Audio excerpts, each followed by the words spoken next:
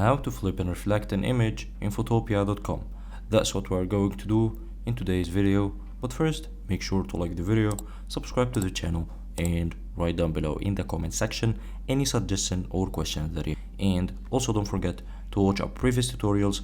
We have sorted playlists for many apps, and let's get started in today's tutorial. So in order to flip and reflect an image in Photopea, you have to go to the image menu on the upper left from here, click on it and go to transform. As you can see, there are many options, but let's try rotating it and flipping it horizontally. Let's do this and see what happens. So as you can see, here is the dog after flipping it horizontally. Let's go to transform again and flip vertically. Let's now go to image again and go to transform and rotate it 90 degrees to see what happens. And now rotate it 90 degrees to the right this time, and then let's rotate it 180 degrees to see what happens.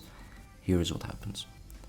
That's all for today. Hope you guys enjoyed the video. Don't forget to like the video, subscribe to the channel, and write down below in the comment section any suggestion or question that you have, and have a nice day.